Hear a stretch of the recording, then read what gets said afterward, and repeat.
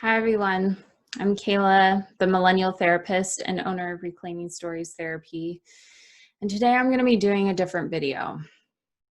I know the last few weeks have been extremely devastating and hard to handle with the deaths of George Floyd, Breonna Taylor, Dominique Clayton, and so many other names that we could put into the mix of people who have died unfairly and at the cost of racial injustice and police brutality. So today I wanted to talk to you a little bit about my own story, that I think I have a little bit of a unique perspective. And I do this video, or I wanted to do this video because I have historically not really brought my voice to the forefront. That kind of growing up and learning about race and racial inequality, I always kind of felt like it was my job to stand back and to let the voices that were being persecuted against to talk about their experiences. You know, who wants to hear from another white person, just as we have, you know, been inundated with white voices for so long. But this time around, I really took a step back for a few days, and as much as being on social media right now is hard, I wanted to really hear the things that other people were saying and listen to the people that are trying to tell white people what to do. That there are a lot of people out there that want to help, but they don't know how. And I heard very loud and clear that the things that white people can do is to use your privilege, to speak out against all these things and not just be not racist, but anti-racist, and to put your voice in the forefront, to go alongside of all the Black voices that are out there, because they have been fighting for this for so long, so long, and progress has been very slow, if you know, at all. I mean, yes, we have definitely made progress, but people are still dying. People are still dying by hands of cops and white people. So I feel like it's my job now to come to the forefront and to give my unique perspective on race and what I've experienced, and then to give some calls to action. Yeah, so my story starts out with the fact that I am biracial. I have a half white, or half Black and half white dad, and a white mom. And that has been a hard thing for me to say growing up. And I say that not trying to get sympathy, not trying to say this is like my collective trauma that I am throwing into the mix with, you know, the experiences of Black people, because that is definitely nowhere near what Black people have endured over time. But you know, ever since I learned that I was 20% Black, according to Ancestry.com. Well, when I was younger, I learned that I was a quarter Black. And then along the way, I did Ancestry.com DNA test and found out that's a little less than quarter. It's about 20% from Africa. I, you know, was excited in the beginning to really learn about this history and learn about this culture. And yet I was hit with a lot of backlash of like, are you sure? Are you sure that you're Black? Are you sure that that is something that you can claim as yours, as part of your DNA? And so I kind of stopped talking about that. But let me back up a little bit. So half Black dad, white mom. My parents split when I was 6 years old. And I grew up primarily with my white family on my mom's side. We moved in with my grandparents right after my parents split. And then my mom and I eventually moved out on our own. But my white side of my family was kind of my primary family day in and day out. My brother and I, that we are half siblings, we share the same dad, but different moms, would go and visit our dad periodically, but mostly during the summertime, we would have a good chunk of time with him. And I think around, like second or third grade was when my dad started to try and get some Black culture in front of us and talk about that a little bit. I remember one summer we went up there and he had us watch Roots, and had BET on and certain things that kind of allowed us to talk about that a little bit, but it wasn't super like, let's talk about race. It was just like, hey, this is something that I think you guys should watch. And then had some little discussions about it. But I think it was at that point that I was like, oh, like this is part of me. This is part of who I am, and wanted to embrace that. And yet when I went back to school in the fall and tried to go and talk to all my friends and be like, hey, guess what? I'm Black. Most people were like, yeah, right. Look at your face. Look at your hair. Most of my friends had never really even met my dad. So it was like, okay, you can say that, but we're not believing you.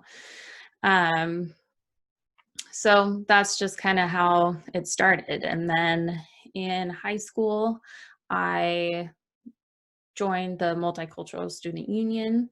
I wanted to engage with that more and understand, all different types of cultures, but try to understand more of my culture. And that was when I really started to see, like, I didn't grow up in this culture. I didn't grow up in Black culture. I didn't have a lot of the same experiences that some of my other Black friends did. And I started to see that I actually had a lot of privileges that a lot of my Black friends didn't. That, I came from a pretty affluent family. We weren't rich, but my mom definitely made enough that I could go to private school. I went to private school all the way up until college. That, I pretty much had anything in the world that I could possibly need and more.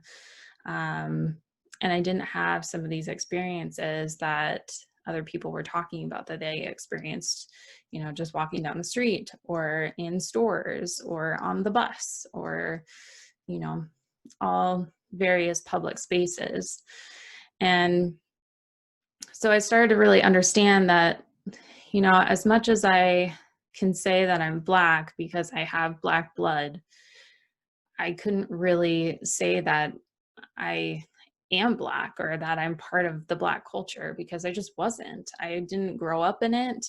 I wasn't really exposed to many of those things besides just, some kind of like pop culture and media type stuff, music and whatnot. My parents did raise me more on jazz and R&B than like rock and metal. Still to this day, I can't stand some of really like heavy metal or rock music, even though I do have some rock music that I like, but that's getting on different topic. But so main point, that I, didn't really grow up being part of Black culture, that I was very much part of my white family culture.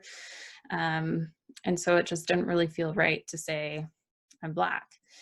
And then I have a couple memories in college where I, again, like, didn't really tell very many people that I was Black, but got the courage to say it to one of the leaders in my Zumba class. That was also part Black. I have no idea what the situation was that it came up, because I know I wouldn't just ever insert it in there and be like, hey, I'm Black. But I think I felt comfortable enough for some reason to say it. And then, she turned around and was like, I'm a quarter Black. I don't know how you are a quarter Black when this is how I look. And, she actually had a little bit darker tone to her skin than mine. So kind of at every turn when I tried to talk about it with people, I would get this backlash. And so it never made me feel badly about being Black or like ashamed of it. It just made me feel like, okay, this is not something that I can ever really talk about. It's not something that I can ever really step into, because I don't have those experiences. I didn't grow up that way, and I have white skin.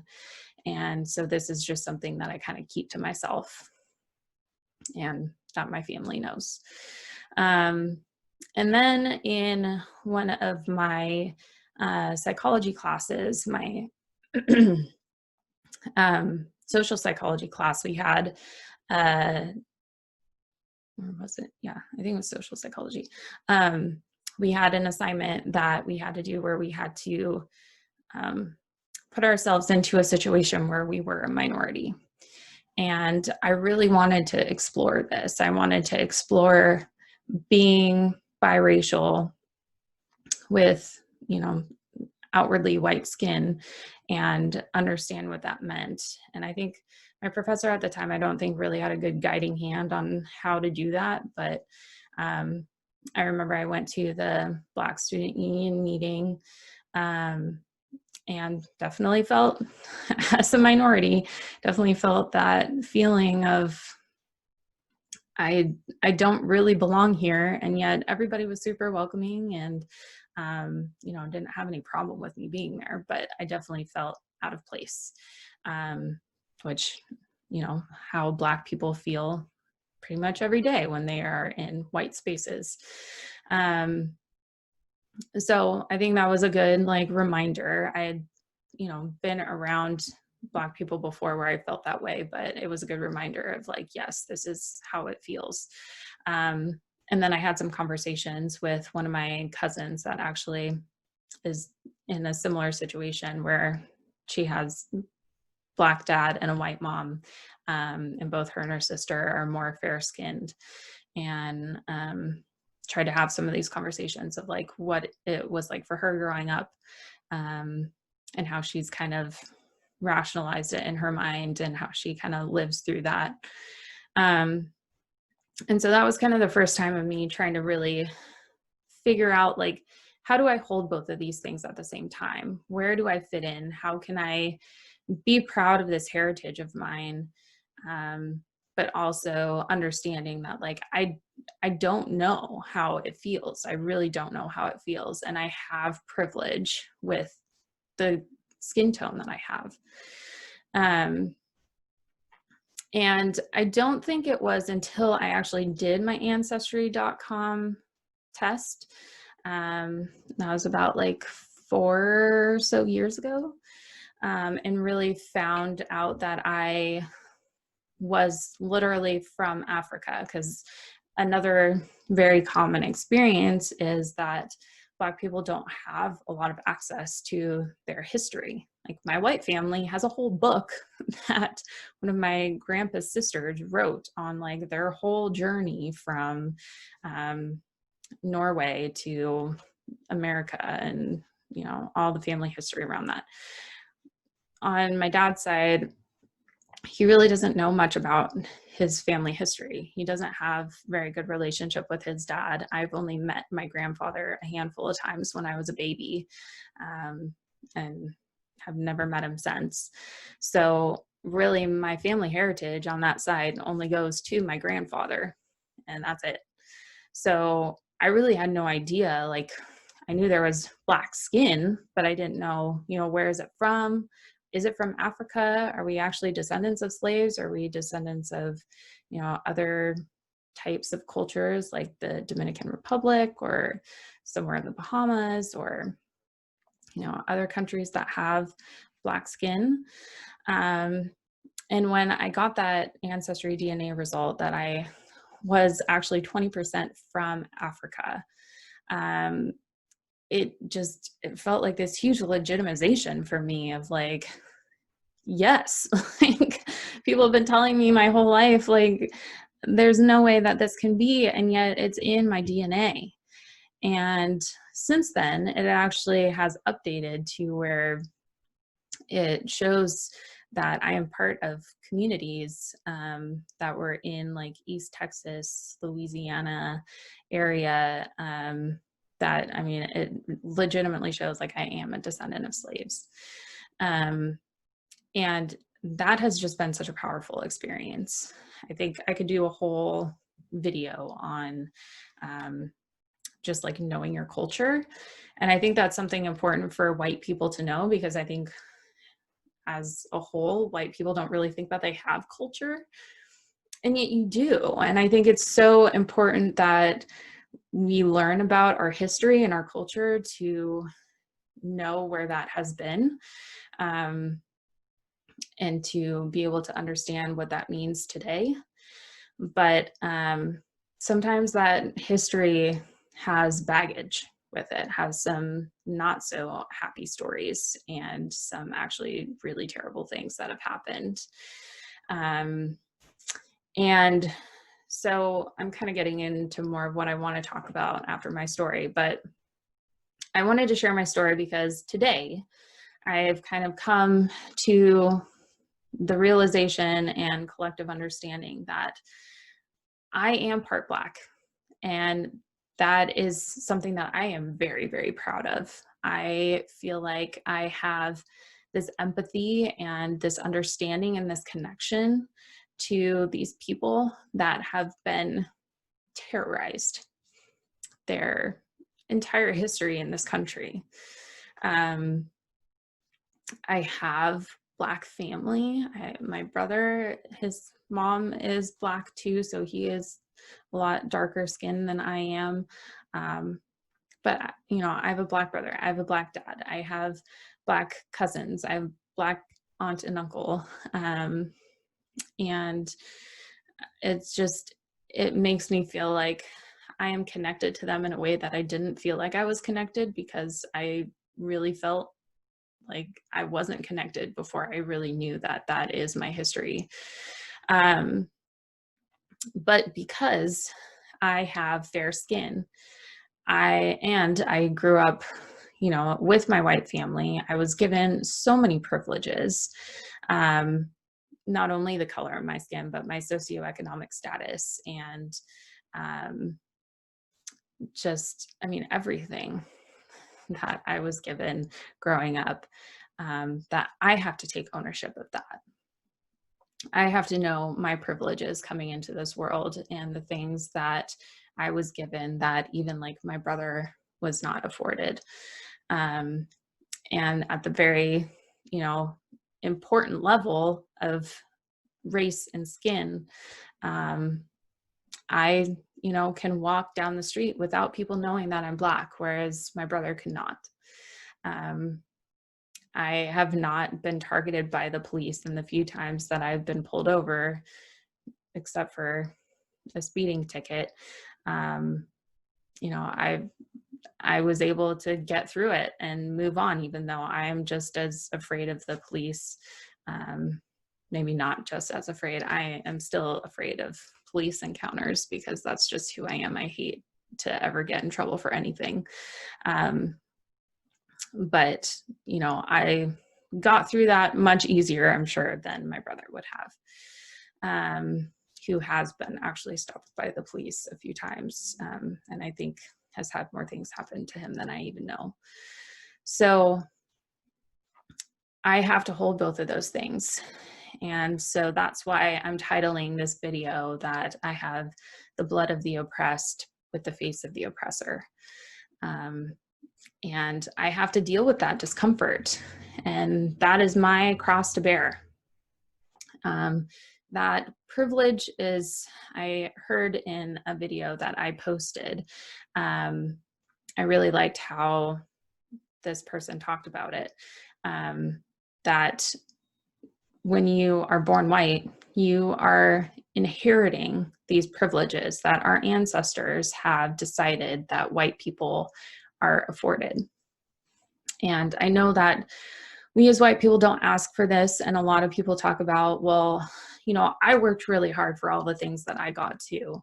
And so, you know, why does it all have to be about race? And it's because it is.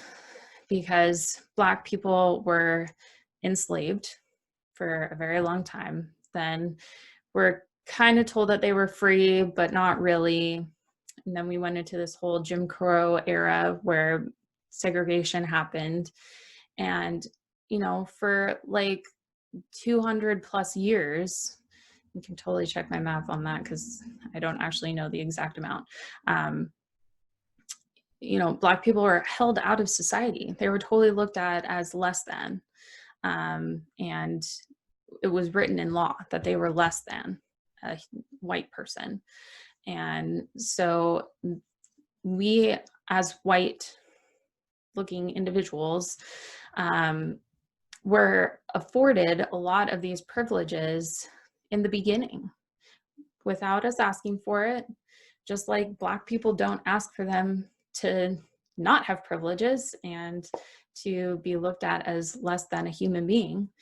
And so it's really important for white people to learn that we are afforded privileges in society and that we have to be accountable to those and know that it's important for us to learn about it so that we are aware of it and then to act upon it in a way that is helpful to bringing about change and bringing about justice. And so that's one of my calls to action, is for white people that are willing to learn and willing to open themselves up and understand that we have to have the uncomfortable conversations. Learning about privilege is uncomfortable. It is still uncomfortable for me to know that I hold this as part of my history. And, but it's something that you have to deal with. You have to learn that that is part of your history. How, you know, people like me were created during slavery time was that white plantation owners would usually rape one of the Black women that was on the plantation. And that's a fact. And then those mixed children were started to be called mulattoes, which was basically a derogatory term, used to say like they're half white, half Black, but because they had any Black in them, they were lumped into Black people, and still discriminated against. So it is really important for us as white people to know that, one, history is very whitewashed. The history in school, depending on what school you went to, it's whitewashed. I mean, there are so many rich stories in history that we don't ever learn because whoever decided to write these books decided they weren't important and they take them out. So seeking the things that you don't know is important, and not asking Black people to always be the ones to educate you, but to go out and do your own education. There's a million books out there. There's TED Talks and podcasts and, things that have been out there for a long time that you can use as resources to educate yourself. Don't always turn to your Black friend or your Black family member and say, hey, can you tell me why this is that or this is that? Or tell me your experience, because some of those things are really painful for people to live through and to then talk about. So, one, educate yourself, and then talk about it. Speak up. It's really hard, just like in any other realm, of talking about, gender or sexism or ageism or all the other minority statuses that we have, to speak up when somebody is talking in a way that is not okay. But we have to feel that uncomfortability again. A lot of these things are uncomfortable, and we have to step into that uncomfortability in order to create change. The video that I watched, I want to actually say his name so that I hope it's okay that I'm saying his name. One second.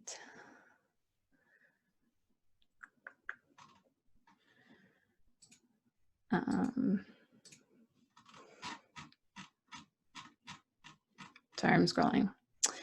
Fred Walls is somebody that I posted a video of. And he mentioned that if one white person can convert a racist person to be non-racist, better yet, anti-racist, then we would have half as many, if not more, anti-racist people in the world. And I think that is really important for us to do. So this video is already getting super long, so I'm going to leave that there. My second call to action, I'm going to talk a little bit about the police. So sometimes in my field of work, I do have to hold, just like within myself, I have to hold two stories in both of my hands at the same time. And so this week I heard both the story of police being afraid for their lives because of the protests and because fearing that people are going to come after them and hurt them and their families.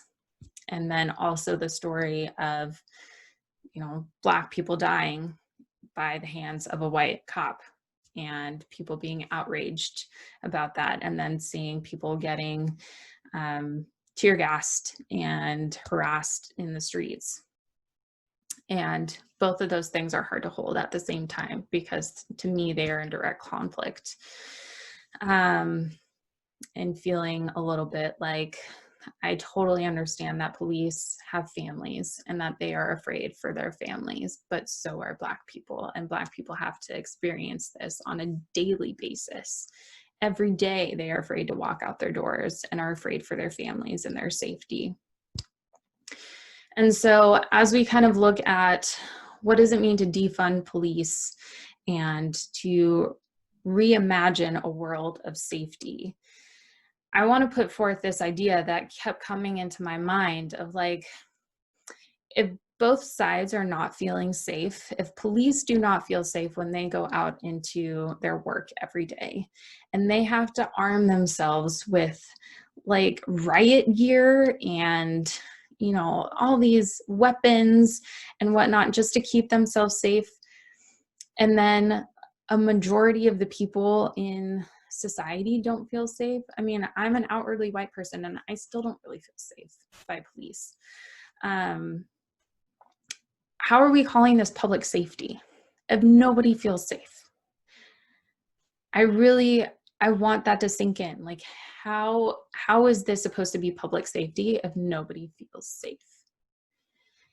And I want it to feel like we have a society that isn't me versus them, that we are the good guys and they are the bad guys, but that we are a collective of humans that are treating each other equally and fairly. But in order to do that, we, as the people that have privilege, so white people and police, you are the people that have privilege.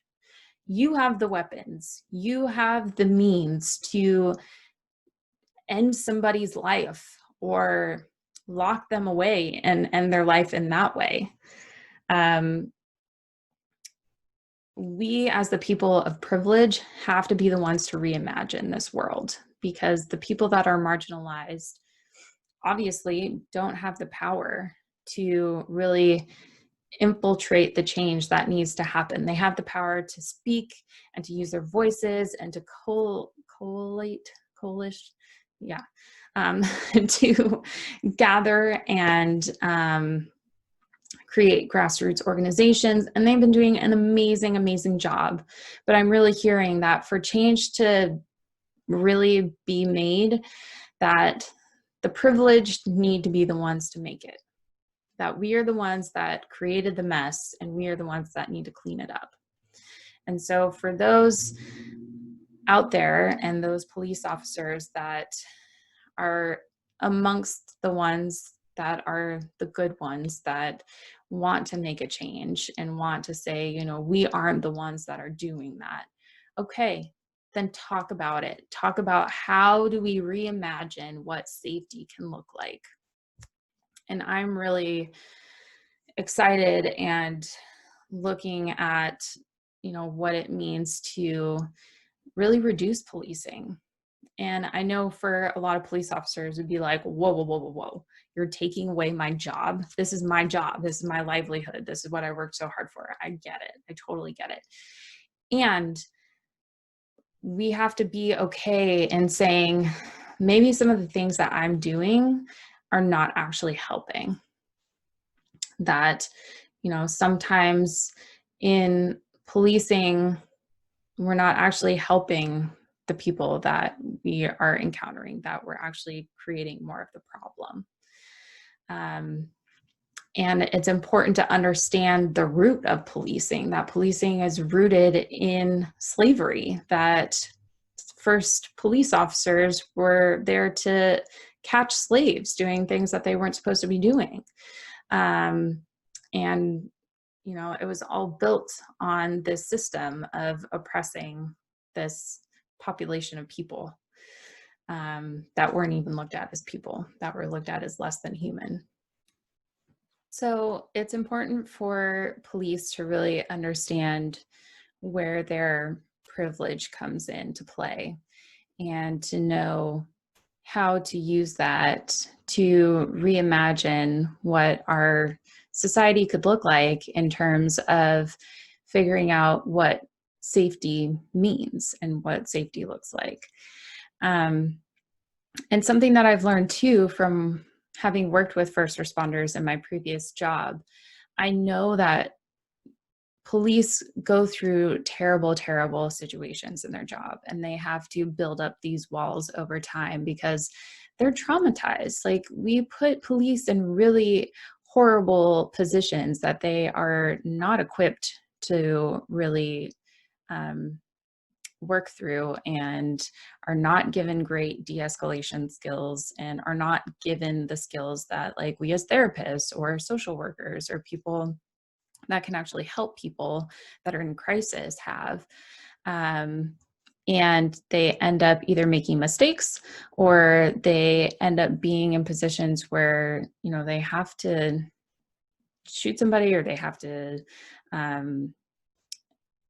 try to de-escalate somebody that is trying to harm them. And I mean, I've heard some really horrific stories, and I completely understand that police put themselves in harm's way.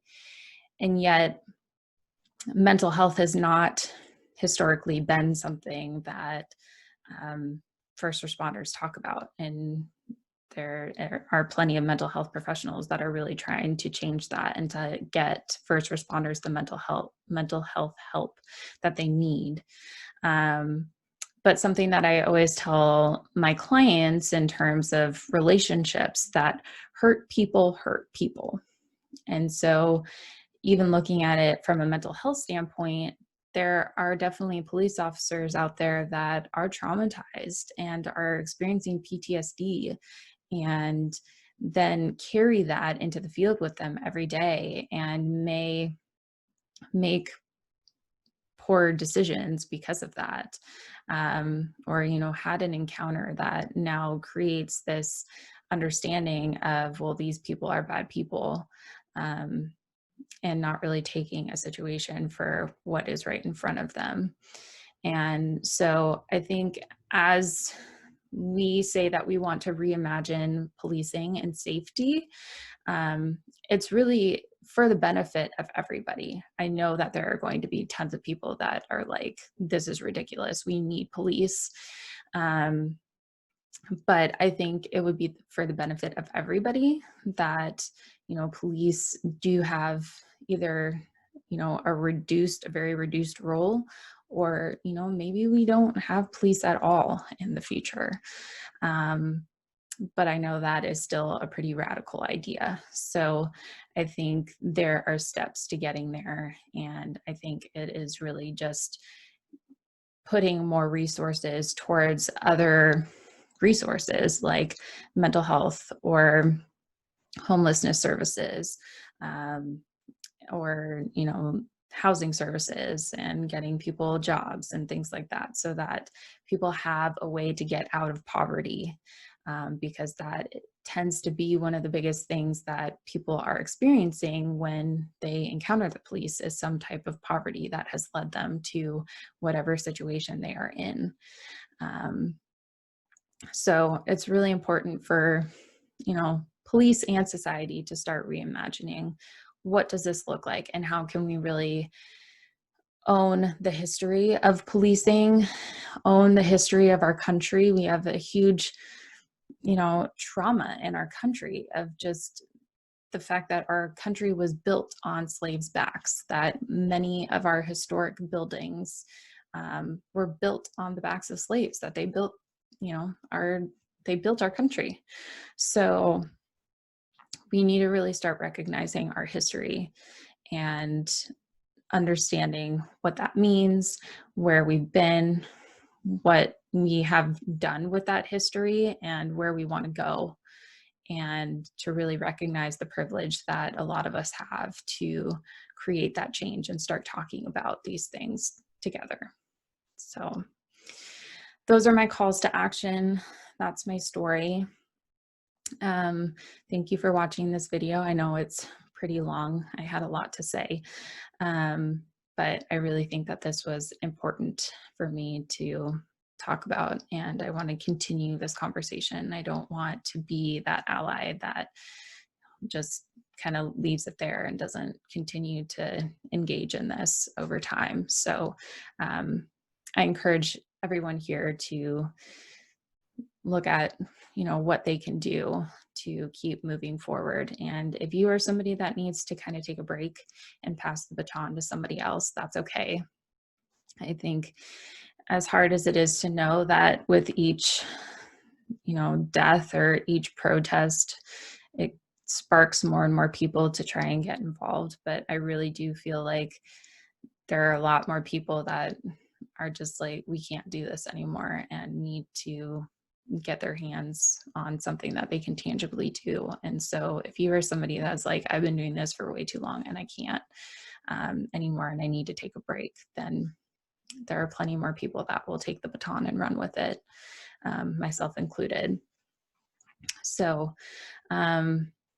if you need mental health resources as well because of all of this, please reach out to myself or to a therapist in your area that you feel comfortable talking to. There are also not a million, there are many, I wish there were a million. There are many Black therapists out there that, have their own stories and their own understanding of this, and are there to help people through this as well. So find somebody that you are feeling comfortable talking to, and there are plenty of resources out there that can help you work through this. I'm going to post some more resources too that I have found to be helpful and to continue this conversation. And we will just continue to talk about it. All right. You can find me if you want to find me. My YouTube channel is the Millennial Therapist -RS for Reclaiming Stories. You can find me on Facebook and Instagram at Reclaiming Stories Therapy. And then my website is reclaimingstoriestherapy.com. If you are somebody that wants to get in touch with me for therapy services, please go to my website, and then you can go to my contact page and fill out my fillable form. I'd be more than happy to talk to you about how I can help you and if we can work together. And that's kind of it for me. Okay. So please take care of yourselves. Please really do some introspective work if you are somebody of privilege, and I will see you guys next time.